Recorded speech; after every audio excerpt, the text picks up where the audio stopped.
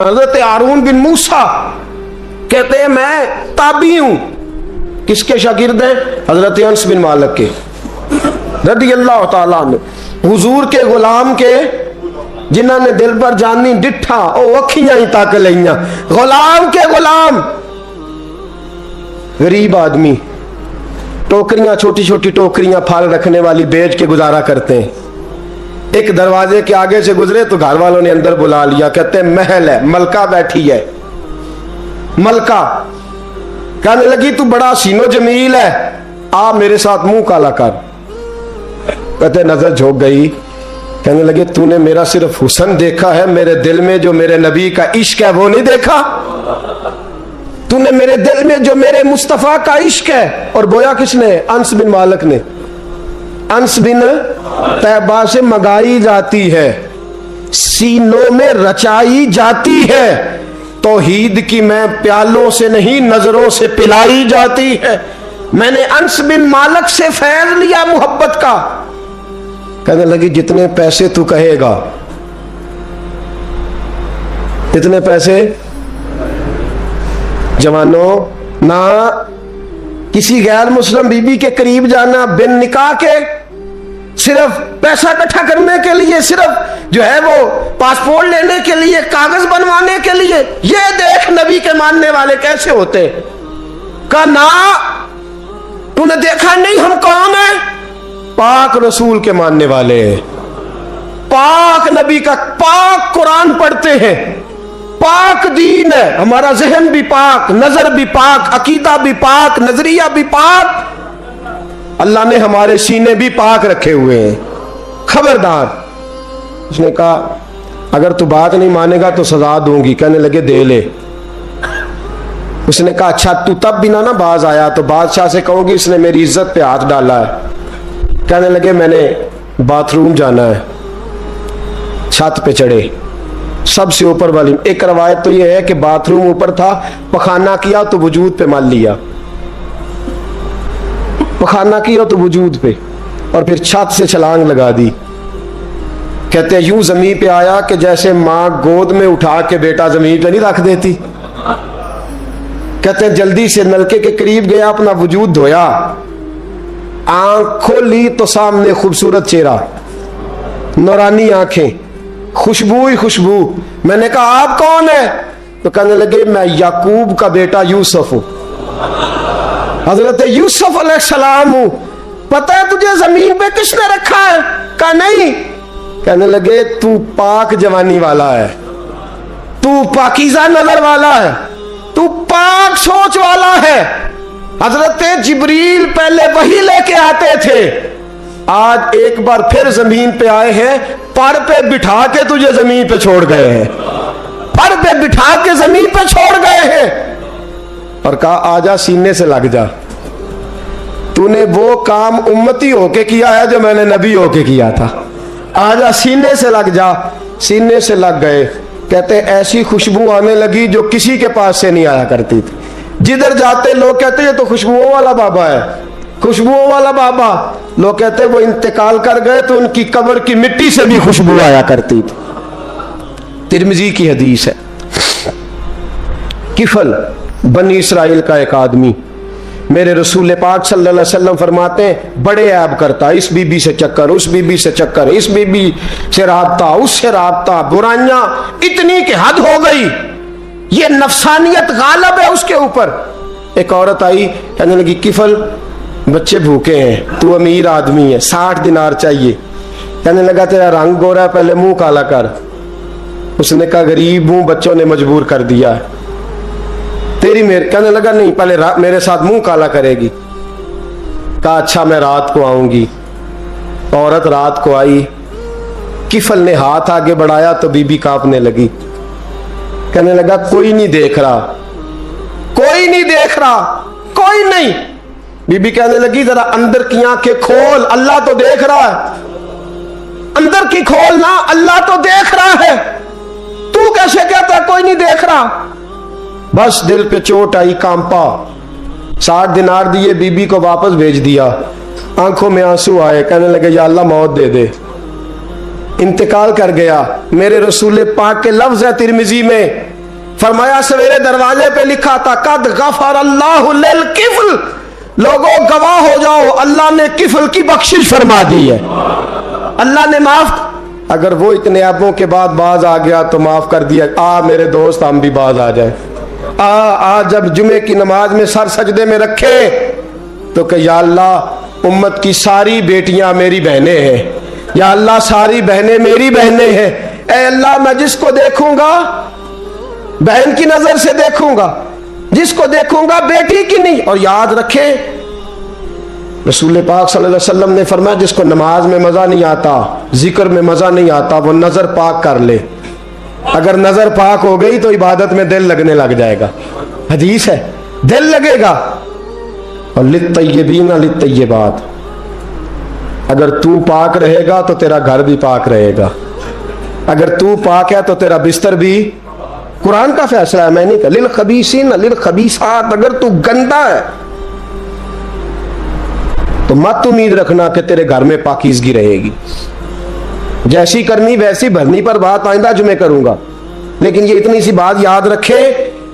फरमाया कुरान ने कि पाक मर्दों के लिए पाक औरतें होती हैं और खबीस मर्दों के लिए। ये कुरान कह रहा है, मैं नहीं कह रहा, कोई कौल नकल नहीं कर रहा।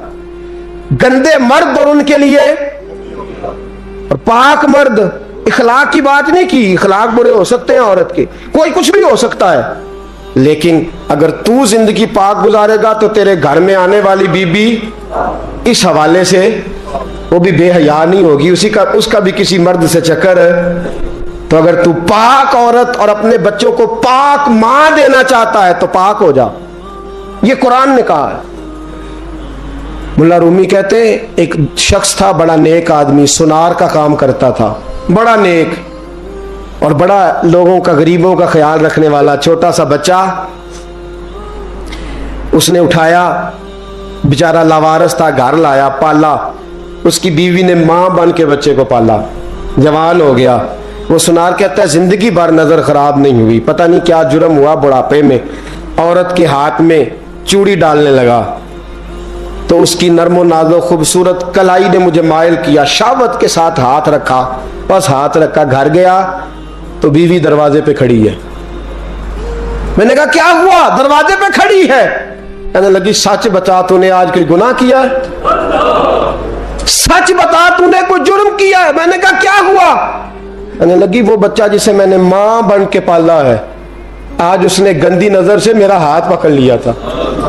मैंने तो उसे कहा कि तू मेरा बेटा है तो मेरा हाथ, तूने क्या जुर्म किया है? वो चक सजदे में गिर गया, कहने लगा अल्लाह मेरी बच्चियों की हिफाजत कर ले, अल्लाह आज के बाद ये जुर्म नहीं करता, मेरी बीवी की हिफाजत फरमा, मेरे घर को संभाल, आज के बाद नहीं करता। अभी दुआ करके उठा नहीं कि वो नौकर गुलाम, वो ले पालक बच्चा पीछे खड़ा हो गया। कहने लगा आका मुझे पता नहीं चला कैसे जुर्म हो गया, मैंने अपनी माँ से भी माफी मांग ली है, खुदा से भी मांग ली है, आपसे भी मांगता हूं। उसके मुंह से माफी के जुमले निकले, धड़ाम से जमीन पे गिरा, उसकी रूह परवाज कर।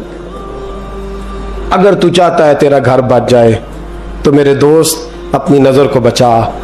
नजर शैतान के तीरों में से एक तीर है। जवानों अगर कभी मैसेज करने हुए किसी को तो मेरे मुस्तफ़ा करीम सल्लल्लाहु ताला अलैहि वसल्लम के दीन का पैगाम मैसेज करो। किसी को कहो कि यार फलां जगह अच्छी तकरीब होने वाली है, चलो चले, आज मैंने इतना दुरूद पढ़ा है, तू भी इतना पढ़, इस काम लगाओ ना पैकेजेस। पर आपको आज तक समझ नहीं आई मेरे दोस्तों कि ये अंग्रेज ने हमें पैकेज दिए किस लिए? ये गंद को फरोग देने के लिए, वरना 1.5 घंटा 2-2 घंटे कौन बात करता है? सुबह 7 से रात 7, रात 7 से सुबह 7 का किस लिए?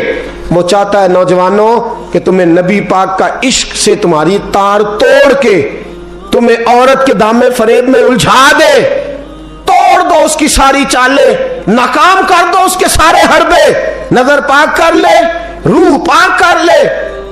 और जिन लोगों का काम ही खवातीन के साथ मुलाकात का है, खुदा रा अल्लाह से डरो।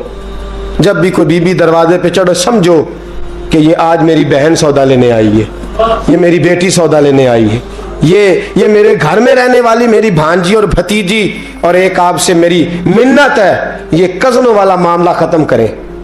अगर भाई नाराज होता है तो कोई अर्ज नहीं, खाला नाराज, उसे कहो कजन तो कजन से मैंने देखा हाथ मिला रहे लड़के लड़कियां, और ये भी खुदा रहा दिकियानुसी, असल दिकियानुसी ये है तू मेरे छोटे भाई के कपड़े ही नहीं धो के देती। नबी करीम अलैहिस्सलाम ने फरमाया देवर जहर है, जहर, और जहर के बारे में तू कहता है इसके कपड़े धो, इसके जूते पालिश कर। देवर को जहर कहा है रसूल पाक ने सल्लल्लाहु अलैहि वसल्लम। तू अजीब हरकत करता है दीन, ये दिकियानुसी असल जिसको हमने बना लिया। कजन की मिन्नत करो, बेटा अब तू जवान है, जब रसूल पाक ने मना फरमा दिया तो फिर तू आ, हम हमारे दरमियान बैठ। कोई इजाजत नहीं कजन को कि कजन को मोटरसाइकिल पे बिठाए और बाजार ले जाए, कोई इजाजत नहीं किसी को कि वो किसी के साथ इस किस्म का कोई ताल्लुक जो है उसको परवान चढ़ाए। घर में जरूर आए, बैठे जरूर, लेकिन जहां सब लोग बैठे वहां बैठे मुख्तसर वक्त। और आप चूंकि नौजवान बैठे हो, आप किसी के कजन हो, किसी के आप कुछ लगते हो, अव्वल तो किसी के घर जाओ ना। जवानी आवारा फिरने का नाम नहीं, दीन की खिदमत करने का नाम है। दीन की खिदमत, हमारे पास आओ, हम आपको दीन के काम लगाएं। हमारे पास आओ, हम आपको अल्लाह रसूल के काम लगाएं, आपको बतलाएं कुरान कितना पढ़ना है, इसको दुरुस्त करो, तलफ़ुज़ ठीक करो, जरूरियात दीन सीखो, दीन के मामलात में दिलचस्पी, नात सीखो, कुरान सीखो, इबादत सीखो, अपने वक्त को बचाओ और जाना ही कम कर दो। और अगर जाओ भी कभी खाला से मिलने, चाचू से मिलने, अंकल से मिलने, फुफ्फी से मिलने, तो जरूरत के तहत जाओ, जरूरी काम करो और लौट आओ।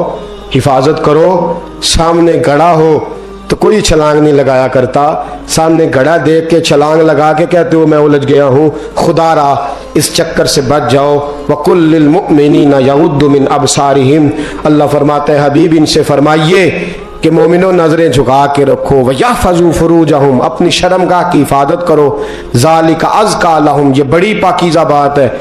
इन्नल्लाह खबीरुम बिमा यस्नऊन, बेशक अल्लाह तुम्हारी हर बात से बाखबर है। हमेशा मिदहत खैरुल आदाम में गुजरे दुआ अल्लाह के बंदे के लिए, नबी पाक अलैहिस्सलाम के गुलाम के लिए ज़रूरी करार दिया है। वो तीन खूबियां हैं, सादगी, आजिज़ी और कनात। जिस आदमी के अंदर ये तीन बातें पाई जाती हैं कि वो सादा भी हो, इज्जो इनकिसार वाला भी हो, और जो चीजें अल्लाह ने उसे दी हो उस पर उसकी कनात भी हो, वो राजी भी हो, तो ऐसे शख्स पर अल्लाह तबारक व तआला की खास रहमत नाजिल होती है। जिस बंदे के अंदर ये सलाहियतें पाई जाएं। हम देखते हैं कि इस जमाने में सादगी, आजी और कनात वाला पहलू खासा मुश्किल होता चला जा रहा है। कोई भी बरादरी हो, कोई भी कबीला हो, कोई भी इलाका हो, लोगों को अपना आप दिखाने का बहुत शौक होता जा रहा है। मैं भी हूं, मुझे भी मानो, मेरी भी सुनो और मेरी भी तारीफ करो, मेरी तरफ भी तवज्जो करो, ये माहौल बन गया है। अगर आप सादगी वाले नहीं होंगे तो फिर आपने कुछ चीजें उधार की ओढ़ी होंगी जो असल ने, सादगी जो होती है वो असल होती है, असल रूप होता है आदमी का। अगर आपके अंदर सादगी नहीं होगी तो फिर आपने कुछ चीजें ऐसी अपने ऊपर लागू कर रखी होंगी जो आपका असल नहीं। तो जब आदमी असल से हटता है तो बेसुकून होता है। अल्लाह तबारक व तआला ने मुंह में दांत बनाए हैं तो ये असल है। इनके अंदर धागे के बराबर भी कोई चीज चली जाए तो वो बेचैन कर देती है, क्योंकि वो असल नहीं होती। तो जब आप सादगी में रहेंगे तो असल जगह पे रहेंगे, असल जगह पे, फिर आप तकलीफ में मुब्तला नहीं होंगे। आजिज़ी का मतलब ये होता है कि आप अल्लाह के किसी बंदे को हकीर ना समझें, छोटा ना समझें, जलील ना समझें। एक होती है एहसासे कमतरी, कि समझना कि मैं माली तौर पे मेरे पल्ले कोई शय नहीं है, देखो कितना, ये एहसासे कमतरी है। आजिज़ी ये होती है कि ये ना समझ ले बंदा कि मेरे अंदर सलाहियत ज्यादा है, ये कमी है, ये छोटा है, ये निकम्मा है, ये बिल्कुल गुनाहगार है, ये तकब्बुर है। आजिज़ी से रहे, अल्लाह के हर बंदे को अपने से अफजल समझे, आजिज़ी के साथ रहे। कनात ये है कि आपको जो अल्लाह ने दिया है समझे कि मेरा रब सबसे ज्यादा मेरे ऊपर ही मेहरबान है, उसने जो मुझे दिया है वो किसी और को नहीं दिया। ये शुक्र के तौर पर, तकब्बुर के तौर पे ये भी नहीं। कनात करें। आजिज़ी जब आपके अंदर होगी, सादगी होगी, तो जिंदगी इत्मीनान से गुजरेगी, सुकून से गुजरेगी। और आजिज़ी और सादगी का ये वाला तर्जुमा नहीं कि जिस बंदे ने मैले कपड़े डाले हो आप समझे कि ये बड़ा सादा आदमी है जी, हफ्ता आया नहाया नहीं तो सादा है। ये सादगी नहीं होती। नफासत तो हुसैन है इस्लाम का। नबी पाक सल्लल्लाहु अलैहि वसल्लम ने एक मालदार आदमी को फटे पुराने कपड़े पहने हुए देखा था तो हुजूर ने मना किया था। फरमाया अगर अल्लाह नेमत देता है तो बंदे पर उसका असर देखना भी पसंद फरमाता है। अच्छे कपड़े छोड़ दें तो आप सादा हो गए, ये मतलब नहीं। बहुत सारे गरीब लोग भी सादे नहीं होते, जो हर वक्त कहता रहता है मैं किसी चौधरी को कुछ नहीं समझता, तो वो सादा है। जो कहता रहता है कोई नहीं मेरी नजर में, मैं आप बड़ा सियाना हूं, फलाना बंदा आया तो मैंने लाजवाब कर दिया, दो बातें नहीं फिर वो कर सका आगे से, तो आप सादे। आप तो बड़े महान तेज आदमी है भाई, आप तो अपनी करामत सुना रहे। सादगी का मतलब है बेतकल्लफ जिंदगी, जिसमें कोई तकल्लुफ ना पाया जाए। जो बंदा हो वही वो बयान करे, ये सादगी है। ये सादगी के खिलाफ है कि आप जो नहीं है वो आप। मेरा एक तजर्बा है, इसको आप कुरान और हदीस का निचोड़ ना समझिएगा, मेरी जाती बात है तो इसको जादी रहने दीजिएगा। कभी कभी मैं परेशान होता हूं। आप किसी की दावत खाने जाए ना, वो अकीके की हो, वलीमे की हो, कोई भी हो, अच्छा जब आप खा लेते हैं ना तो फिर वो आदमी मुतालबा करता है कि आप उसकी तारीफ करें, फिर उसका ये मुतालबा होता है। वो बिल्कुल मेरी तरह का देहाती भी हो तो कहता है मैं मुंडिया कल आख्या कि लियाओ फिर कोई कट्टा चंगा तगड़ा जिहा, अज जी आखन ना कि जनाब एदी दावत सी ते इस पकाए कुछ नहीं।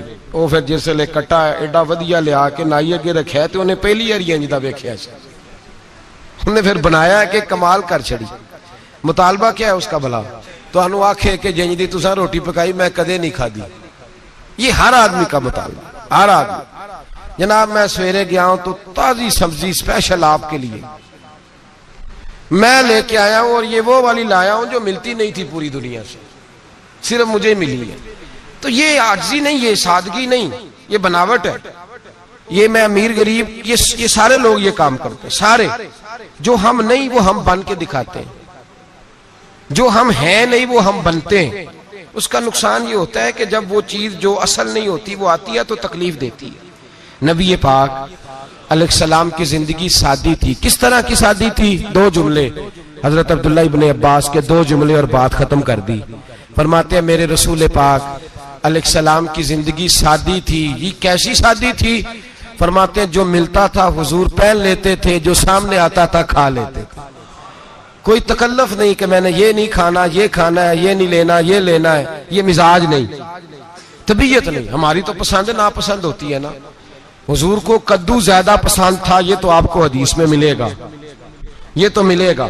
लेकिन ये नहीं मिलेगा कि नबी पाक सल्लल्लाहु अलैहि वसल्लम को गंदम नापसंद थी, ये नहीं मिलेगा।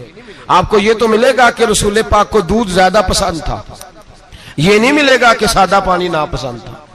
ये तो आपको मिलेगा कि नबी करीम सैयद आलम सल्लल्लाहु अलैहि वसल्लम जमीर पर सोने को पसंद करते थे। ये नहीं मिलेगा कि चारपाई पर सोने को नापसंद करते थे। यानी हुजूर की जिंदगी सादी है, उसमें तकल्लुफ हमारी पसंद नापसंद होती है, और जो जोश है हमें पसंद नहीं वो फिर है ही नहीं सही, वो गलत हो गई फौरन, वो सिरे से उसका कोई असर ही नहीं रहा, वो बिल्कुल तबाह हो गई। मेरे हबीब पाक सैयद आलम अलैहिस्सलाम ने सादी जिंदगी गुजारी और आजिज़ी वाली जिंदगी गुजारी। हम लोग आजिज नहीं होते, आजिज नहीं हो। अगर हम लोग आजिज हो जाए तो लड़ाइयां खत्म हो जाए। हर खानदान में हर घर में लड़ाई है, इसका मतलब है कि आजिज़ी, जहां आजिज़ी होती है वहां लड़ाई नहीं होती, झगड़ा नहीं होता। हमारा भाई से, भतीजे से, भांजे से, बीवी से, ससुराल वालों से, रिश्तेदारों से, भाइयों से अगर इख्तलाफ चल रहा है और हर जगह चल रहा है तो सारी जगह तो गलतियां नहीं ना पाई जाती, कहीं हमारी भी गलती होती है। तो ये जो इख्तलाफ चल रहे हैं और सुलह नहीं हो रही, इसकी वजह यह है कि हमारे अंदर आजिज़ी इनकिसारी हो, तो फिर तो झगड़ा ही कोई नहीं। मेरे नबी पाक अलैहिस्सलाम की जिंदगी में आजिज़ी है, इनकिसारी है। इसलिए हुजूर ने कभी लंबी चौड़ी बातें नहीं सुनाई। सहाबा कहते हैं नबी पाक अलैहिस्सलाम तकरीर छोटी करते थे, नमाज लंबी पढ़ते थे। तकरीर, नमाज, हमारी बातें लंबी और नमाजें अल्लाह अकबर, उल्ट बिल्कुल सिलसिला। नबी पाक अलैहिस्सलाम ने सादगी, आजिज़ी को अपनाया। बहुत गरीब आदमी, बड़ा माड़ा बंदा जो 100 रुपया दिहाड़ी लेता है, और बाहर जब वो दिहाड़ी करने गया है तो वो शाम को जब उसने ना समेटा है ना वो सीमेंट और रेत और वो सारी चीजें, तो वहां वो झाड़ू फेर के आया है। फेरते हैं ना जी मजदूर झाड़ू, ये काम वो करने को तैयार है, पर अपने घर में आके झाड़ू देने को तैयार नहीं वो, इसलिए कि ये उसकी मर्दानगी के खिलाफ है। बाहर जब वो गया है, किसी होटल में काम कर रहा है, टाई पैंट कोट पहन के वो बड़ा अच्छा, वहां अगर उसको बर्तन धोने पड़े हैं तो धो लिए, बल्कि अगर नाराज ना हो जाए बाहर रहने वाले साथी तो ढेरों लोग बाहर जाके होटलों में बर्तन मांजते हैं, लेकिन वहां उनके रोब को, उनके नाम को कोई धब्बा लगता, लेकिन घर के अंदर जिस बर्तन में उन्होंने खुद रोटी खाई है, अगर उनको ये कह दिया जाए ना कि ये धो लो, तो फिर तो तलाक तक नौबत आ जाती, फिर तो मसला खराब है। फिर तो हो सकता है कि बीवी की अम्मा की भी खैर ना हो, तुझे उसने सिखाया कुछ नहीं, मुझे ही तूने कह दिया उठ जा। ये हमारा हाल है, और है हम सारे आजिज़ मिस्कीन, है हम सारे माड़े गरीब, ये सारा अपनी जगह तय, लेकिन जहां डटना है, बल्कि यूं समझ लें कि जहां रोब ना चला वहां मिस्कीन हो गए, और जहां चल गया अब बादशाह हो गए। मेरे रसूल पाक सैयद आलम अलैहिस्सलाम का उसवा नूर सुनो, सैयदा तैयबा ताहिरा हजरत आयशा सिद्दीका रदी अल्लाह ताला अन्हा फरमाते हैं, हुजूर घर में आते, अगर घर के अंदर झाड़ू देने वाला है तो मुस्तफा ने उठा के काम करना शुरू कर दिया है। ये मामूली बात नहीं, अगर हजरत फातिमा ज़हरा की चक्की पीसने के लिए फरिश्ते आ सकते हैं तो रसूल पाक के घर का काम करने के लिए भी आ सकते हैं, लेकिन मेरे नबी पाक सल्लल्लाहु अलैहि वसल्लम घर में अपने कपड़े धो लेते, फट जाते तो हुजूर सी लेते। यहां तक कि हजरत आयशा फरमाती है, एक दिन हुजूर ने कहा खाना पकाओ, तो मैंने कहा कनीज आटा गूंद रही है। नबी पाक ने मालूमात की तो पता चला कि वो कनीज तो जा चुकी, बीमार थी। फरमाती है हुजूर ने अपने दस्ते मुबारक से आटा गूंदा, नबी पाक ने गूंदा, नबी पाक ने लगे जो मजदूर शाह ऐसा, न धुन न दौलत सरबराह ऐसा, अर्श नशी का जमी पे घर है, मेरा पैगंबर अजीम तर है। नबी पाक ने आटा गूंदा, और आटा गूंद के फरमाया आयशा आओ रोटी पका दो, मैंने आटा गूंद दिया है। ओ भाई मैं बहुत बड़ा नवाब हूं मैं आजिज़ मिस्कीन, लोगों की मैं कमियां कोताहियां सुनाता हूं, लेकिन अगर जरा सा भी हाथ हिलाना पड़े तो उस वक्त ना जहां रोब चलता है वहां तो चलाना चाहिए ना। जितना हमारा दबदबा बनता है आजिज़ी, इनकिसारी, ये इंसान को संवारती है, ये उसको सुकून देती है, ये उसके अंदर पैदा करती है वो चीज जो उसे अल्लाह के करीब करती है। अगर आप बड़े हैं तो फिर आप बड़े ही रह जाएंगे, बन कुछ नहीं सकेंगे। अगर आप में तकब्बुर है तो फिर अना का बुत कायम हो जाएगा, बन कुछ नहीं सकेंगे आप। हर आदमी को अपना आप दिखाने का शौक है, बनाने का शौक है, शोहरत, नाम बरी, अपने आप को जाहिर करना, बताना। 1,44,000 सहाबा थे मेरे रसूल पाक के, सारे कहिए सल्लल्लाहु अलैहि वसल्लम। जब हुजूर का नाम सुने तो दरूद पाक पढ़ा करें सल्लल्लाहु ताला अलैहि वसल्लम। 1,44,000 सहाबा थे, काम कर गए, किसी ने नाम नहीं बनाया, काम किया। शायद चंद 100 के नाम किताबों में मिलते हो, बाकियों ने काम किया, नाम पर तवज्जो ही नहीं। और कुछ ऐसे भी थे जो आए नहीं, बात मानी है मेरे नबी पाक की, हजरत वैसे करनी रदी अल्लाह, तशरीफ नहीं लाए, घर रह के वे हुजूर की बात मानी है। माँ की खिदमत करो, नहीं आए, खिदमत करी, तशरीफ नहीं लाए, घर रह के बात मानी। दर्जा क्या दिया मेरे रसूल पाक अलैहिस्सलाम ने? ड्यूटी लगाई मौला अली शेर खुदा की, हजरत उमर फारूक रदी अल्लाह ताला। फरमाया मेरा जुब्बा ले जाना और मेरे अवैस से मिलना और उसे कहना मेरी उम्मत की बख्शिश की दुआ मांगे। भाई घर रह के बात मानी, कोई शोरा नहीं, कोई नाम नहीं। इमाम अब्दुल वहाब शौरानी कहते हैं करन के लोग उन्हें रोड़े मारते थे, और उनसे पूछते थे तेरा नाम क्या है, तो जनाब वैसे करनी फरमाते थे अगर तो कयामत में बख्शा गया तो नाम बता दूंगा, और अगर वहीं अड़ गया तो नाम से क्या रह जाएगा, यहां तो लिखा रह जाएगा। और फिर दुआ मांगी, इमाम शौरानी ने लिखा है दुआ मांगी हजरत अवैस करनी ने, ए अल्लाह मैंने जिंदगी छुप के गुजारी है, मुझे जाहिर ना करना, मैं सिरापा मखजन राज था और रहा था मुद्दतों राज में, ये तो तेरा शौक के दीद कशा कशा मुझे खींच लाया मजाज में। ए अल्लाह मैंने पर्दे में वक्त गुजारा है, अल्लाह मस्तुरना बिसुत्रिकल जमील, ए अल्लाह बस मुझे पर्दों में रखना, पर्दों में उठ बुलिया चलो थे वसीए, जिथे बस देनी सारे ही अन्ने, ना कोई साड़ी जात पछाणे ना कोई सानू मन्ने। ए अल्लाह मुझे पर्दा दे, शोहरत नहीं चाहिए, मेरा नाम ना हो, कोई जाने कोई पहचाने ना, बस मैं तेरा हूं तो छुप के तेरे पास आ जाओ। इमाम फरमाते अल्लाह 70,000 फरिश्ते कयामत के दिन हजरत अवैसे करनी की शक्ल के पैदा करेगा और उन फरिश्तों के अंदर छुपा के जनाब अवैस को अपनी और अपने महबूब की बारगाह तक ले जाएगा, चूंकि वो छुपे रहे, जरूरत नहीं, मैं सिरापा मखजन राज था, मैं तो रहा था मुद्दतों राज में, ये तो तेरा शौक के दीद कशा कशा मुझे खींच लाया मजाज में, शौक नहीं, मुझे भी पूछ लो, मेरा भी नाम ले लो। अब तो इस कदर ज्यादा अना का बुत आ गया, रोटी खिलाओ, जिसको खिलाई उसकी फोटो खींच के फेसबुक पे दो, पानी पिलाया तो पहले इसकी फोटो दे लो, अगर सलाम लिया तो पहले छोड़ दो यार, बस करो, ये अना के बुत बना लिया हम लोगों। किस चक्कर में पड़ गई है दुनिया। एक गरीब को 2, 4, 5 रुपए क्या दे दिए, एक आटे का थैले का दे दिया, 4 अखबारों में खबर दे दी, ये आजी है, ये तरीका है। अब तो लोग यहां तक रियाकारी करने लगे, नमाज पढ़ने के लिए आते हैं तो पहले फोटो खींच के आते हैं, जुम्मे की तैयारी करते हुए, बस कर दें, बस करें, कहीं रुके, किसी जगह स्टॉप करें, अपने अंदर इंकिसारी पैदा करें, जो खत्म हो गया वो बच गया, जो अपने आप को बनाता रहा वो कभी बन ना सका, बचा वही जो रब की बारगाह में मिट गया। हमारी तो उम्र गुजर गई है अपने आप को तामीर करते, सारी जिंदगी गुजर गई, मेरा भी नाम लो, 30 साल में रह के आया हूं जी सऊदी अरब के फलाने महल्ले में, किसी से मेरा नाम पूछोगे तो पहुंच जाओगे। क्या होते थे आप वहां, क्या नाम पूछे, वहां तो बादशाहों के नाम अब कोई नहीं लेता, मिट गए, जो आए थे चले गए। गखड़ आना तो चौक से किसी से भी पूछ लेना, मैं भी होता हूं, क्या होते हो। यहां बड़े लोग थे जिनका तूती बचता था, खत्म हो गए, तू और मैं भी जाने वाले, और जमाना आएगा, मिटने के लिए दुनिया आई है। अगर दुनिया में खुद ब खुद अपने आप को मिटा के रखोगे तो अल्लाह इज्जत अता फरमाएगा। हम तो इतना खड़े हुए हैं कि बहनों से, भाइयों से, ससुराल से, रिश्तेदारों से कट गए, इसलिए कि बुत नहीं टूट रहा अंदर का। मेरे नबी पाक सैयद आलम अलैहिस्सलाम के गुलाम बड़ा कुछ थे, पर उनकी जुबानों पे कभी कुछ होने का जिक्र नहीं आया। बड़ा कुछ थे वो, बड़ा कुछ थे। हजरत अबू बकर सिद्दीक रदी अल्लाह, बड़ा कुछ थे ना, क्या बात थी।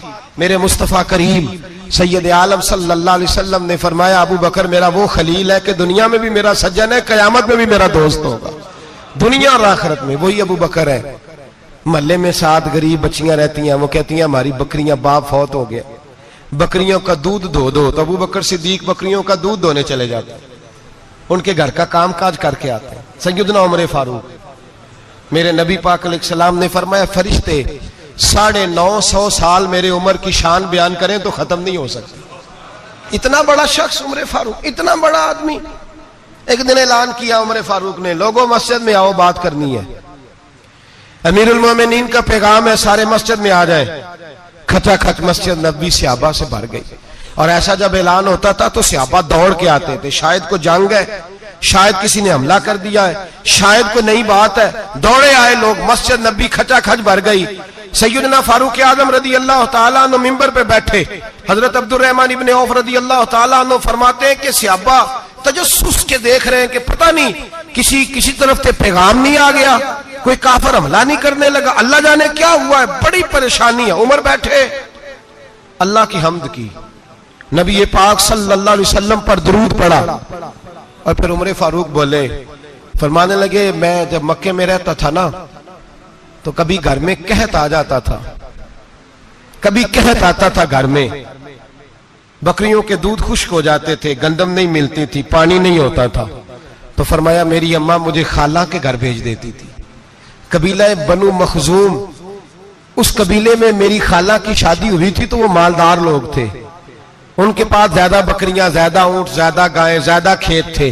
हजरत उमर फारूक फरमाने लगे मैं उनके घर जाता तो मेरे खालू समझ जाते कि उमर को इसलिए भेजा गया है कि कहत आ गया है। फरमाते हैं वो मुझे सवेरे बकरियां चराने ले जाते, शाम तक मैं उनकी बकरियां चराता। अमीरुल मोमिनीन उमर, एक तरफ मसला यह है कि कैसर व किसरा की दीवारें हिल रही हैं उमर के नारों से, और इधर उमर मिंबर पे बैठ के खुतबे दे रहे हैं। फरमाते हैं मैं बकरियां चराता, शाम तक खाला के घर जाके मजदूरी करता, और फरमाते हैं शाम होती तो एक मुट्ठी किशमिश मुझे देते वो। आप फरमाते हैं मैं बड़े कद वाला था, एक मुट्ठी किशमिश मिलती है, कभी एक मुट्ठी खजूरें, मैं शाम को खा के सो जाता। कई कई महीने यूं ही गुजरते तो मेरी अम्मा का पैगाम आता कि हालात सही हो गया, मेरे बेटे को भेज दो। ये बात कही, हजरत उमर रोने लगे और फिर कहने लगे अब वो वक्त आया है कि लोग मुझे अमीरुल मोमिनीन उमर कह के पुकारते हैं। बस ये दो बातें की। उमर ने कहा चलो जोहर का वक्त हो गया, अजान पढ़ो, उठो नमाज पढ़े, उठो। अजान हुई, इकामत हुई, जनाब उमर ने नमाज पढ़ाई, लोग चले गए तो सैयदना अब्दुर्रहमान इब्ने औफ यराना था जनाब उमर से, बाजू पकड़ के कहने लगे उमर सियाना बंदा है यार, तू ये दो बातें सुनाने के लिए इतना मजमा इकट्ठा किया था, ये दो बातें कहने के लिए कि मैं खाला के घर जाके मजदूरी करता था तो एक मुट्ठी किशमिश मिलती थी, एक मुट्ठी खजूरें, ये कहने के लिए कि मैं बकरियां चराया करता था। तो हजरत उमर फारूक रदी अल्लाह ताला अन्हु फिर रोए, फिर आंखों में आंसू आए। कहने लगे अब्दुर्रहमान आज ना मिस्र शाम से कुछ लोग आए थे और वो बता रहे थे कि उमर तेरा डंका वहां भी बड़ा बजता है। वो मुझे कह रहे थे तेरे नाम के वहां भी बड़े दबदबे हैं, बड़े तज़किरे हैं। तो मेरा नफ्स मुझे कह रहा था उमर देखा देखा तू यहां बैठा है और वहां तेरे नाम का शोर हो रहा है, मुझे इसने बड़ा किया है। तो मैंने आज मुस्तफा के सारे गुलाम इकट्ठे करके अपनी औकात बता दी है। मैंने अपनी औकात बताई है कि मैं कुछ नहीं, कोई शय नहीं, कोई चीज ही नहीं, असी किसी दे कुछ नहीं जे लगदे, ना कोई साडा दर्दी। मैंने बताया है कि मैं तो किसी के बकरियां चरा के एक मुट्ठी किशमिश लेके गुजारा किया करता था। गुजारा मुझे मेरे कुछ साथी ना ले गए गुजरांवाला सर्दियों के मौसम में, मुझे कहने लगे स्वेटर पसंद कर लें अपनी मर्जी का। तो मैंने कहा यार मुझे तो वही मजा आता है जो मेरी अम्मा क्रोशिये से बनाया करती थी, वही वो पहले अब्बा पहनते थे, फिर वही स्वेटर बड़ा भाई पहनता था, फिर हमारे खाते में आ गया। और फिर उसकी तारीफें होती थी गुर्बत छुपाने के लिए, उसकी तारीफें होती थी बड़ी बड़ी मेहनत से बना है जी, क्या बात है, बड़ा गर्म है, तो अब छोटे भाई को दे दिया जाए। हमने कहा वही जमाना देखा है, वही रंग देखा हुआ है और उस पर फख्र है। अब तो लोग जब कुछ हो जाता है ना, दो चार लोग जानने लगते हैं तो लोग फटाफट दावा कर देते हैं खानदानी रईस आजम हूं, बड़ी बात है। ऐसी कोई बात नहीं, जिसको अपना आप याद रहता है उसे खुदा भी याद रहता है, जिसे अपना आप याद रहता है उसे रसूलुल्लाह भी याद रहते हैं, जिसे अपना आप याद रहता है उसकी नजर में दूसरे लोग भी कुछ होते हैं, दूसरे लोग भी कुछ होते हैं। मैं उम्रे के लिए हज के लिए जाता रहता हूँ, रब मुझे अपने फजल से बुला लेता है। तो मैं एयरपोर्ट से नीचे उतरा तो एक साहब मेरे जानने वाले थे, दौड़ के आए और मुझे कहने लगे क्या बात है, सुना है इस दफा आप सऊदी एयरलाइन से आए, सीधा मदीना शरीफ आए, क्या बात है आपकी। और मैंने कहा साहब छोड़ दें, मैं भी जब पहली दफा आया था तो मैं भी बड़ा घूर घूर के एयरपोर्ट देखता था, मैंने कभी देखा जो नहीं था, मैं बड़ा घूर घूर के देखता था, कोई ऐसी बात नहीं है, ये निजाम कुदरत है, बादशाह के फैसले हैं, वो जब चाहता है जिस तरह के चाहता है फैसले फरमा लेता है, तो ये उसके फैसलों की बात है। हम लोग ना जिस हैसियत पे होते हैं वहीं रह जाते हैं, पिछली बात भूल जाते हैं, इसलिए हम चाहते हैं जो भी हमें मिले झुक के मिले, जो भी आए, और ये मेरा आपका सबका मुश्तरका मामला है। मेरे नबी पाक सल्लल्लाहु ताला अलैहि वसल्लम ने सहाबा से पूछा तुम्हें बताऊं जन्नत के बादशाह कौन होंगे? जन्नत के आम लोग नहीं, जन्नत के, बोलिएगा जरा, जन्नत के अल्लाह बादशाह। जन्नत में तो जाना बड़ी बात है, और हुजूर जन्नत का भी बादशाह। इब्ने माजा में लफ्ज है, तुम्हें पता है जन्नत के बादशाह कौन होंगे? और मेरे मुस्तफ़ा करीम सल्लल्लाहु ताला अलैहि वसल्लम के गुलामों ने कहा हुजूर हमें नहीं पता। तो हुजूर ने फरमाया जन्नत के बादशाह वो लोग होंगे जिन्हें दुनिया में कोई भी नहीं जानता था, जिनके कपड़े सादे होते थे, जो गरीब लोग होते, जो सिफारिश करते थे तो उनकी कबूल कोई नहीं करता था, जो किसी के साथ जाते थे तो उनको मानता कोई नहीं था। वो जन्नत के बादशाह होंगे, बादशाह। और फरमाया क़यामत के दिन जब लोग उन्हें देखेंगे तो उन पर फख्र करेंगे, रश्क करेंगे, कहेंगे क्या बात है तुम्हारी, यहां तो शौक ही बड़ा है। गरीबों ने भी पोस्टर बनाए हुए हैं, डाकुओं, लुटेरों, चोरों की तस्वीरों के साथ लगवाए हुए, अपने आप को बड़ा करने के लिए। आज ही इख्तियार करें, आज ही इख्तियार करें, अपने आप को मिटाने की कोशिश करें। रब करीम के बंदे आगे बढ़ बढ़ के अपना आप दिखाते नहीं, बड़ा शौक है, पहले फोटो खिंचा लो, बाकी बातें बाद में होंगी, पहले वीडियो बना लो, बाकी कुछ और बाद में होगा। पहले अब तो परसों तरसों मुझे एक मौलाना कहने लगे कि आपसे मैंने, वो यहाँ जुमा पढ़ने आते हैं कभी कभी, मेरे दोस्त हैं, कहते हैं आपसे मैंने सुना था अगर कोई उस नबी पाक का फरमान है, अगर कोई नजराना दे तो उसको ले लो, अगर कोई तोहफा दे तो उसको, हुजूर ने फरमाया ले लो अगर तुम्हें को देता है, अपनी मर्जी से, मांगना मना है, खुद दे दे तो ले लो, वरना एक वक्त आएगा तुम मांगोगे तुम्हें मिलेगा नहीं, जब को दे दे तो ले लो। कहने लगे आपने कहा था को दे दे, तो उस वक्त से मैं कोई सूट देता है मुझे मेरी मस्जिद का नमाजी तो मैं ले लेता हूं, कोई मुझे कोई और शय देता है तो मैं आपसे सुन के, तो अगर मेरी मस्जिद का नमाजी सूट पकड़ाते साथ फोटो भी खींचे तो फिर मेरे लिए क्या हुक्म है, वो खुशबू की डब्बी देते हुए साथ फोटो भी खींचे फिर मेरे लिए क्या हुक्म है। कहने लगे रमजान में ये हाल हुआ है कि लोग कपड़े दे रहे थे और फोटो खींच रहे थे, क्या चक्कर है, कहां चले गया। गरीब आदमी की इज्जत नफ्स को कुचल डाला पकड़ के। एक जोड़ा साल के बाद इमाम को दिया, उसकी भी तस्वीर खींच के फेसबुक पे दे डाली। ये हमारी आजिज़ी है, ये हमारा प्यार है, ये हमारा अंदाज है। भाई ये हम गलत रास्ते पे, गलत डगर पे चल निकले, हमें वापस आना पड़ेगा। मेरे नबी पाक अलैहिस्सलाम ने आजिज़ी को पसंद किया। हुजूर शोहरत से, नामवरी से दूर रहते, नबी पाक अलैहिस्सलाम ने आजिज़ी, इनकिसारी और सादगी और कनात इनको अपना के रखा, सीने से लगा के। ये नहीं कि माल नहीं आया, बहरीन से लाखों दिनार आए हुजूर के जमाना ज़ाहिरी में, तबूक के बाद फतुहात हुई तो लाखों दिनार आए, लेकिन हजरत आयशा कहती है हमारे घर में 4 दिन के बाद ही रोटी पकी है, हमने एक वक्त ही खाना खाया, लाखों रुपया आया है, पर हमारे घर के अंदर जो खाना आया है वो सिरका ही आया है। हमने रात अगर रोटी बच गई है तो सवेरे उठ के रात वाली खाई है। हमारे घर के अंदर वही हालात रहे, इसलिए कि मेरे नबी पाक अलैहिस्सलाम ने फरमाया मैं तुम्हारी दुनिया से हासिल करने नहीं आया, मैं तो मुसाफिर की तरह वक्त गुजारने आया। हम ज्यादा के चक्कर में निकले तो बड़ा कुछ कुचल के आ गए, बड़ा कुछ। आजी जब पैदा होती है, इनकिसारी जब पैदा होती है, जब तवाज़ो आती है, फिर इंसान बनता है, फिर वो समझता है, फिर उसके अंदर तब्दीली आती, फिर वो।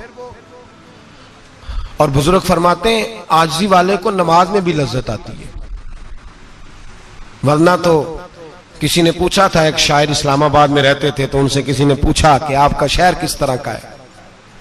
उन्होंने कहा मेरा उस शहर अदावत में बसेरा है जहां लोग सजदों में भी लोगों का बुरा सोचते हैं। मेरा उस शहर अदावत में बसेरा है जहां लोग सजदों में भी लोगों का, नमाज पढ़ते हुए कहते हैं देखो कितनी बू आ रही है इससे, कपड़े नहीं बदल के आया, नमाज पढ़ते हुए भी साथ वाले के बारे में बुरा सोच रहे। जब आजी सैयद अहमद कबीर रिफाई रहमतुल्लाह ताला अलैह, ये सिलसिला रिफाइया के शेख हैं, आला हजरत रहमतुल्लाह अलैह ने इनकी बड़ी तारीफ लिखी है फतावा रज़विया में। मिस्र के अंदर सिलसिला रिफाइया और शाज़िलिया, बहुत सारे लोग इस सिलसिले में मुरीद हैं। सैयद अहमद कबीर रिफाई इतने बड़े सूफी थे कि मेरे मुस्तफ़ा करीम सल्लल्लाहु अलैहि वसल्लम के रोजे पर हाजिरी देने गए।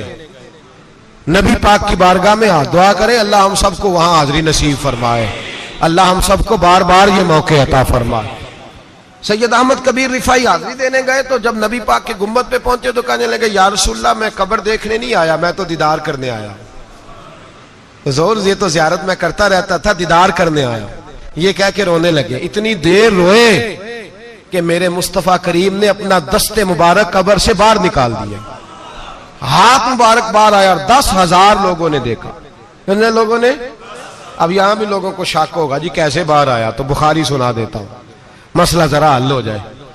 मस्जिद नबी की तामीर हो रही थी, तामीर तो कहते हैं कि दीवार नहीं, तामीर करते वक्त ना एक दीवार गिरी, ये बुखारी के लफ्ज है, दीवार गिरी तो एक पैर बाहर आ गया।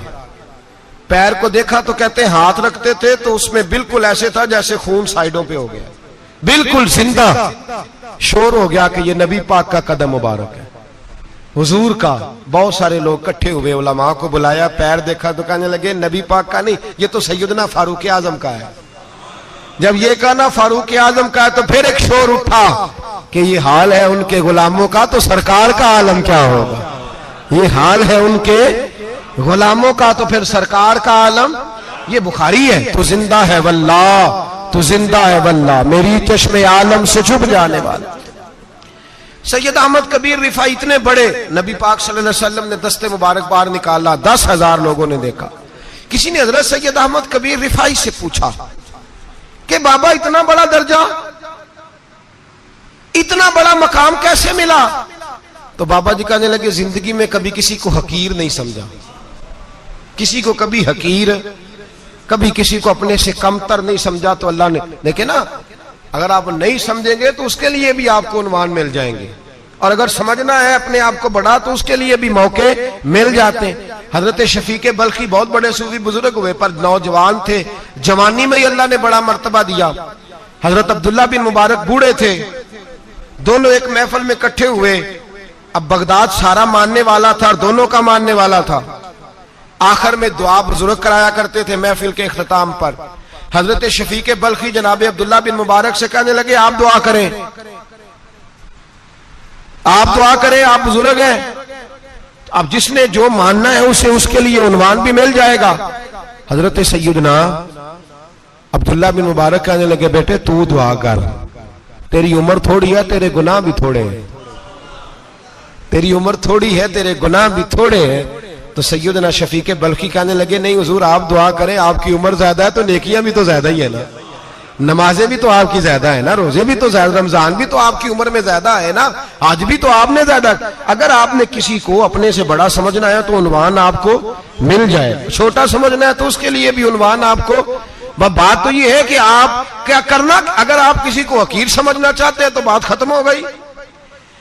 सैयद अहमद कबीर रिफाई फरमाते हैं जिंदगी भर कभी किसी को हकीर नहीं समझा। अल्लाह की सारी मखलूक की क्या बात है। अल्लाह कुरान में कहता है इन्नल्लाह ला यस्तही अन यदरिब मसलन मा बऊदतन फमा फौकहा।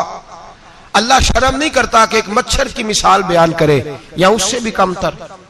अल्लाह मच्छर की बात करता है इतना बड़ा होके, वो कहता है मैं करूंगा, मेरी मखलूक जो है मेरी तो हजरत अहमद कबीर रिफाई फरमाने लगे मैंने कभी किसी को हकीर, बोलिए कभी किसी को हकीर।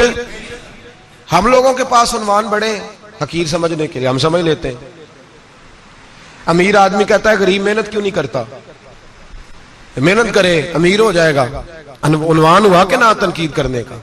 4 बच्चे हैं करें कमाई अमीर हो जाएंगे, अब वो हकीर समझ रहा है गरीब को।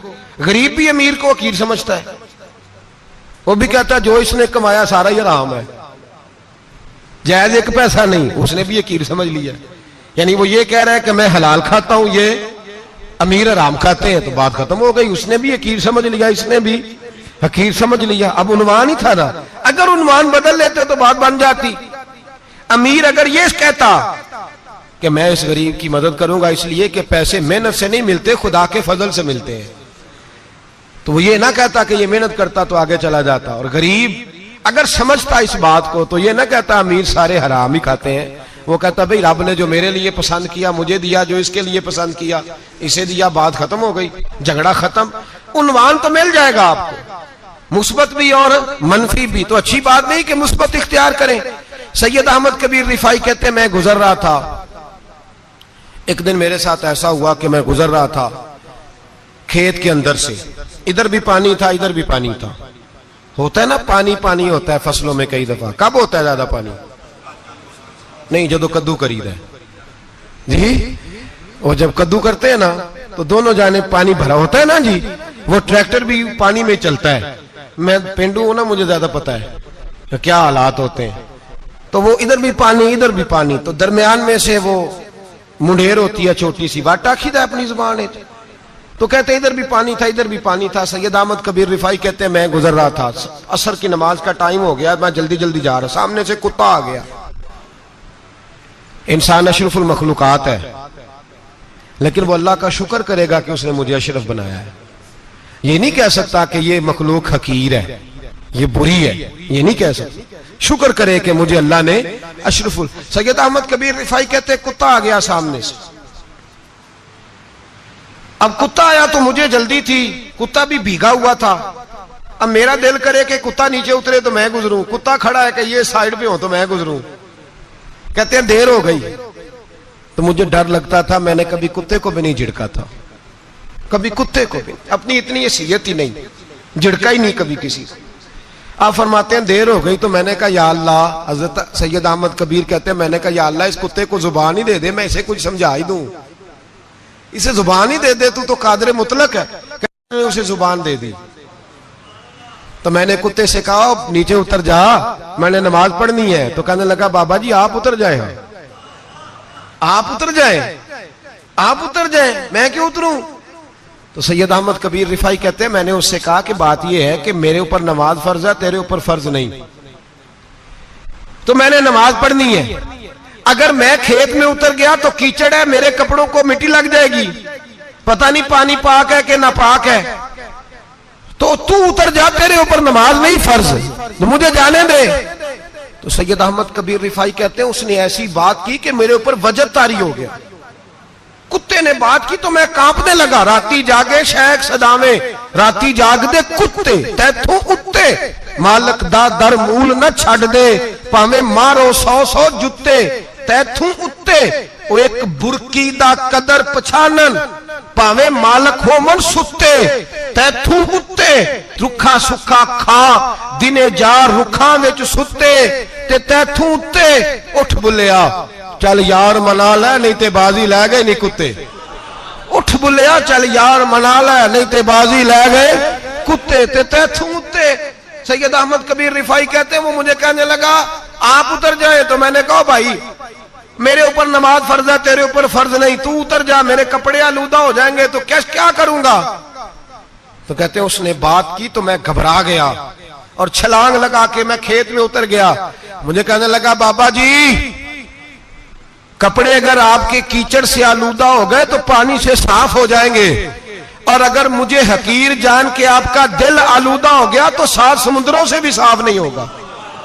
कपड़े पानी से धुल जाएंगे और दिल अगर तकब्बुर से आलूदा हुआ तो 7 समुद्रों से भी सही हो सकता ना। ना ना हकीर नहीं जानना, ना मौलवी को, ना सूफी को, ना दरवेश को, ना खेत में काम करने वाले को, ना पट्टे पे मजदूरी करने वाले को, ना गाड़ी का शीशा साफ करने वाले को, ना तेल डालने वाले को, ना किसी को हकीर ना जान, ना किसी के हाल पे तंज कर, ना किसी के गम का मजाक उड़ा, वो जिसे चाहे जैसा नवाज दे।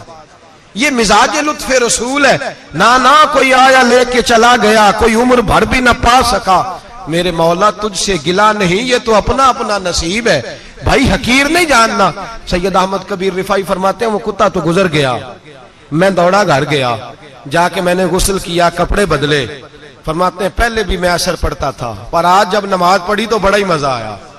मैं सर सजदे में रखूं मेरा उठाने को जी ही ना चाहे, मैं रुकू में जाऊं तो मेरा सर उठाने को दिल ही ना चाहे।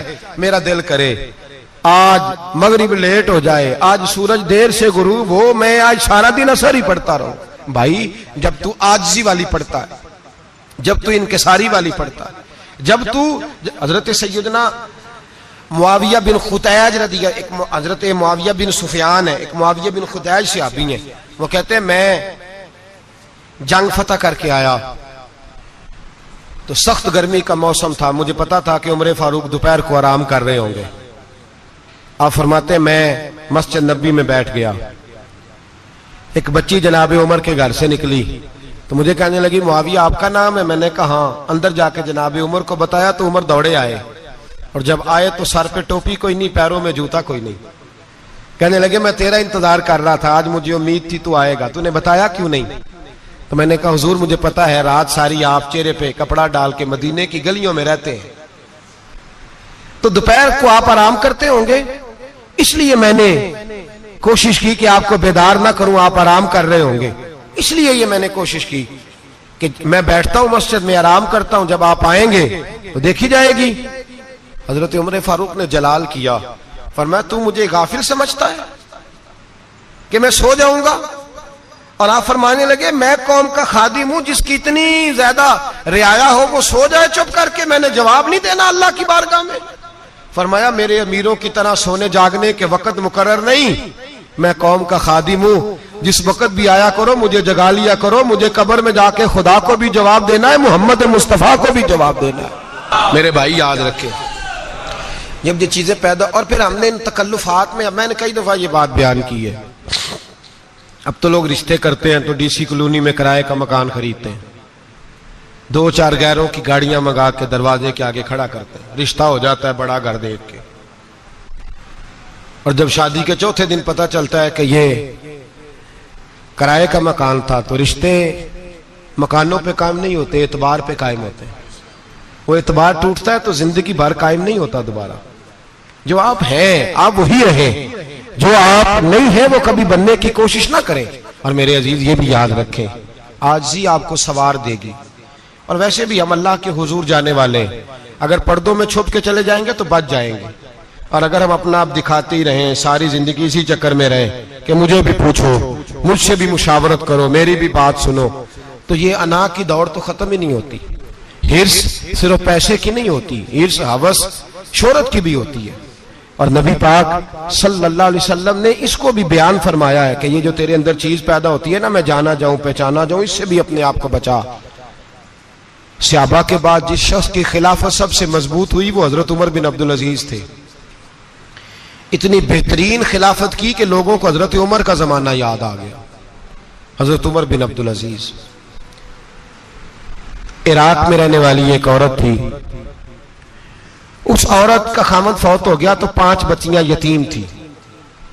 वो इराक से चली और जनाब उमर बिन अब्दुल अजीज के पास आई कि आप मेरी बच्चियों का वजीफा लगा दें।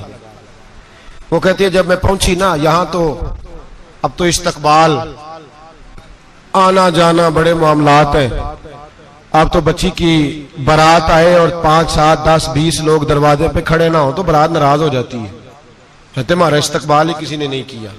तो इस्तकबाल तो अब इस तरह है जिस तरह नशा नहीं होता, ये इस्तकबाल की हालत है, अमीरों से लेके गरीबों तक। मुझे पूछा ही नहीं किसी ने, कुर्सी नहीं दी, आगे नहीं बिठाया, ये वाला मामला है।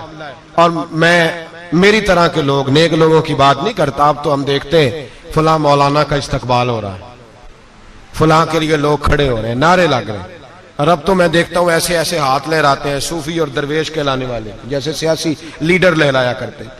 ये क्या तरीका हुआ, ये कौन सा तर्ज जिंदगी? मेरे नबी पाक सल्लल्लाहु अलैहि वसल्लम ने फरमाया जो ख्वाहिश करे कि मैं आऊं और लोग खड़े हों वो तो जहन्नमी है, तो दोज़खी है। सारे वही तरीके हम इख्तियार करते जा रहे हैं, वही प्रोटोकॉल है हर जगह। वो लोग जिनके दरवाजे खुले होने चाहिए थे वहां भी हर वक्त के लिए मामला तय हो गए। याद रखें मेरे नबी पाक अलैहिस्सलातु वस्सलाम ने जो तालीमात दी, हजरत उमर बिन अब्दुल अजीज रहमतुल्लाह ताला अलैह। औरत कहती है मैं पहुंच गई, मैंने लोगों से पूछा घर कहां है, तो कहा वो जहां बोरी लटक रही है ना बाहर, टाट का पर्दा लगा हुआ है, वो हजरत उमर बिन अब्दुल अजीज का घर है। कहती है मैं दरवाजे पे दस्तक दी, एक औरत ने दरवाजा खोला तो मुझे बीबी जान के अंदर बुलाया। तो उनके घर के अंदर जब मैं दाखिल हुई तो बड़ा सारा सेन था, एक तानिम कुआं लगा था, एक तरफ एक बड़ा दरख्त था और एक छोटा सा बनाई हुई थी जगह बर्तन धोने के लिए, और बीबी ना बर्तनों को मिट्टी लगा के साबुन लगा के बैठी हुई थी, काम कर रही थी वो औरत। मुझे उसने दरख्त के नीचे बिठाया, पानी पिलाया। कैसे आई हो? मैंने कहा अमीरुल मोमिनीन से मिलना है। कहने लगी बैठो थोड़ी देर में आ जाते। कहती थोड़ी, मैंने समझा घर की कोई मुलाजमा है, मैं बैठ गई। थोड़ी देर गुजरी, फिर दस्तक हुई, उस बीबी ने उठ के दरवाजा खोला। तो जब वो शख्स अंदर आए तो कहने लगी बड़ी देर से बर्तनों को साबुन लगा के बैठी हूं, कहाँ रह गए थे? कहती है वो साहब कहने लगे बस जरा मसरूफ हो गया था। दौड़े गए, कुएं से पानी निकाला, बीबी को दिया, उसने बर्तन धोए। कहती है फिर थोड़ा सा सिरका और एक रात की रोटी वो लाई, उस शख्स ने खाई। मैंने कहा कि ये दोनों घर के मुलाजम हैं, मियां बीवी काम करते हैं। जब वो खाना खा चुके तो वो औरत मेरे पास आई, कहने लगी उठ के मिल लो अमीरुल मोमिनीन से। मैंने कहा कौन अमीरुल मोमिनीन? तो कहने लगी कब से तो आए हैं, ये जिसने कुएं से पानी निकाला यही मुसलमानों का अमीर है, और ये जिसने दरख्त के नीचे बैठ के सिरके से रोटी खाई है यही है। ये फरिश्तों की दास्तान नहीं, ये वो लोग हैं। मैं रात को भी कह रहा था एक जगह पे कि ये लोग जो है ना, जिनका आप रोज शिकवा करते हैं हुकूमतें बड़ी खराब हैं, ये कोई नहीं खराब, बिल्कुल खराब नहीं। जितने सियासी लीडर हैं सारे सही हैं। खराब वो लोग हैं जो इन्हें वोट दे के लीडर बनाते हैं, बिल्कुल खराब नहीं। मैं तो इनके हक में होता जा रहा हूं। नाराज हो गए ना आप लोग? अल्लाह करे तुसी हो जाओ तो अगले इलेक्शन च सियाने भी हो जाओ, आमीन तो कह दे। मैंने कोई मशवरा नहीं देना, इसलिए कि मेरी नजर में कोई ऐसा शख्स नहीं जिसके लिए मैं आपसे कह सकूं कि वोट दें। और हम तो ऐसी बात करें तो कई लोग नाराज होकर चले जाते हैं, लेकिन कोई परवाह नहीं, इसलिए कि ये दीन, मेरे नबी पाक का दीन सिर्फ मस्जिद का दीन नहीं। इंशाअल्लाह आइंदा जुम्मे नजरिया पाकिस्तान बयान करूंगा और बताऊंगा कि पाकिस्तान का मतलब क्या, ला इलाहा इल्लल्लाह मुहम्मदुर रसूलुल्लाह सल्लल्लाहु अलैहि वसल्लम। हुजूर का जो कुरान नाफज होगा मस्जिद में, वो कुरान कचहरी में भी नाफज होगा इंशाअल्लाह। और वो कुरान नाफज होने आया है, असेंबलियों में वही कुरान नाफज होगा इंशाअल्लाह। और यही चिराग जलेगा तो रोशनी होगी। बयान करेंगे और डट के बयान करेंगे, आपको बताएंगे। जो बात समझा रहा हूं फिल वक्त वो समझे, मुजरम वो नहीं जो बड़ा बन के लूटता है, मुजरम वो है जो उसको सपोर्ट करता है, जिसने उसे बड़ा बनाया है। ये याद रख ले, हमारी कोई बचत नहीं होगी, हमसे पूछा जाएगा। हम सारे कचहरी में खड़े होंगे, अल्लाह सवाल करेगा कि तुम बताओ तुम इनके मददगार क्यों बने थे, तुम सपोर्ट क्यों करते थे, ये पूछा जाएगा और हमने जवाब देना है। बार आलाम दाम बरसरे मतलब। जनाब उमर बिन अब्दुल अजीज रहमतुल्लाह अलैह के वो बीबी गई तो कहने लगी कि ये अमीरुल मोमिनीन ने कहा, वो उठ के हाजिर हुई, कहा हुजूर मैं इराक से आई हूं, मेरा खामद फौत हो गया, मेरी 5 बेटियां हैं, वजीफा लगा दे। वो बीबी कहती है मेरा दिल था कि यतीम बच्चियों का 100 दिनार साल का लगा देंगे तो बड़ी बात है। कहती है जब मैं उनके पास गई तो हजरत उमर बिन अब्दुल अजीज को बताया तो वो रोने लग गए और मुझसे माफियां मांगने लगे।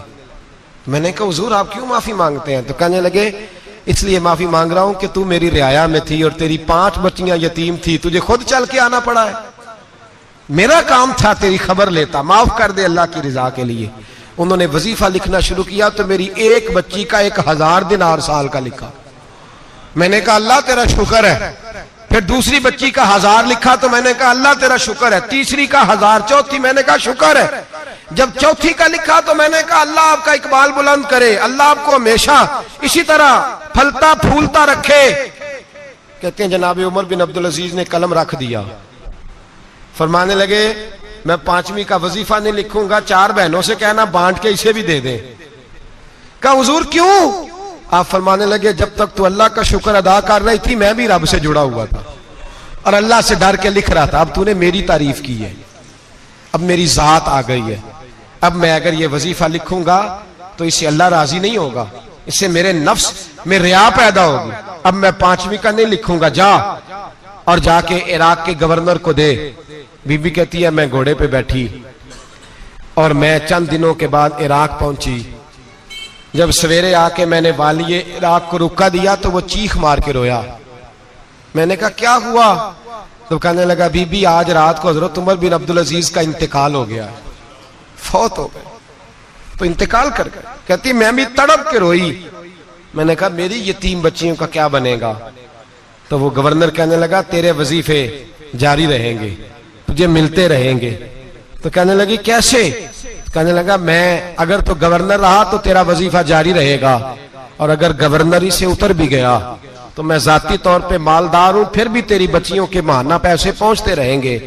मैंने कहा तू क्यों देगा? कहती वो रो पड़ा। कहने लगा अगर अमीर हजरत उमर बिन अब्दुल अजीज जैसे हो तो फिर अल्लाह गवर्नरों के दिलों में भी रहम डाल दिया करता है, फिर मेरे जैसे लोगों को भी वो बदल देता है। हजरत उमर बिन अब्दुल अजीज घर आए, 3 बेटियां थी। एक को आवाज दी, वो आई तो उसने मुंह पे हाथ रखा है। दूसरी को आवाज दी, वो आई तो मुंह पे हाथ रखा है। तीसरी को आवाज दी तो मुंह पे हाथ रखा है। आपने अपनी बीवी से कहा कि ये बच्चियां मुंह पे हाथ क्यों तीनों ने रखा हुआ, क्या बात है? तो बीबी रो पड़ी, कहने लगी 4 दिन हो गए मेरी बेटियां प्यार से रोटी खा रही हैं, 4 दिन हो गए। उनके मुंह से बदबू आती है, इसलिए वो आपके सामने आती हैं तो मुंह पे हाथ रख लेती हैं 4 दिनों से। बीबी रो रही है, हजरत उमर जलाल में आ गए। आप फरमाने लगे, तू ये रो रही है, तू रोई है, तूने मेरे घर में रह के अल्लाह की नाशुक्री की है, तू शुक्र अदा नहीं करती कि 3 वक्त प्याज और रोटी तुझे घर की 4 दीवारी के अंदर मिल जाता। रो रही है, और मैं आ मेरे साथ बाहर निकल, तुझे वो लोग दिखाऊं जो झोपड़ियों में रहते हैं और मांग के खाते हैं। आ तुझे दिखाऊं। इतनी नाशुक्री कि घर के अंदर प्याज पहुंच रहा है, रोटी पहुंच रही है, और तू कहती है मेरी बेटियां प्याज से खाती हैं, शुक्र कर फाके नहीं काटने पड़े। फिर अगले लफ्ज कहे तो रो पड़े। फरमाने लगे, मैंने तो मुस्तफा के वो हालात भी सुने हैं जिसमें कई दिन बीबी फातिमा ने फाके किए। तू घर के अंदर प्याज पहुंच रहा है, तो अभी भी सादगी, आजिज़ी और कनात नेमत थी इन लोगों की। हमारे यहाँ रोज शिकवा है, किस बात का? गाड़ी कोई नहीं। रोज रोना है, किस बात का? बंगला कोई नहीं। रोज रोना है, किस बात का? बैंक बैलेंस कोई नहीं। 10 जोड़े क्यों नहीं ईद पे आए? और ये सिर्फ औरतों का मसला नहीं, हमारे अंदर भी ये बात बदर्जे औला। हम रोज अपने आप को मिस्कीन कहते हैं, गरीब कहते हैं, लाचार कहते हैं, मजबूर कहते हैं। जान वाले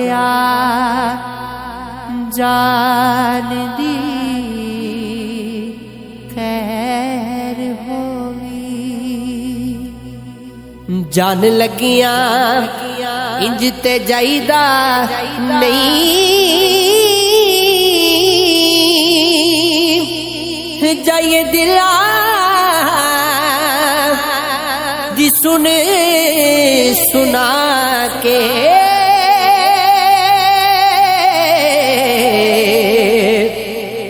वहम किसे दे दिल विच पाईदा नहीं, जे होवे खता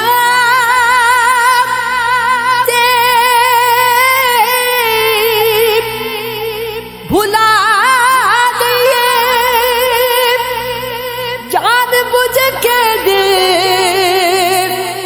हुक्राई नहीं, कसूर मद सियाणिया आखिया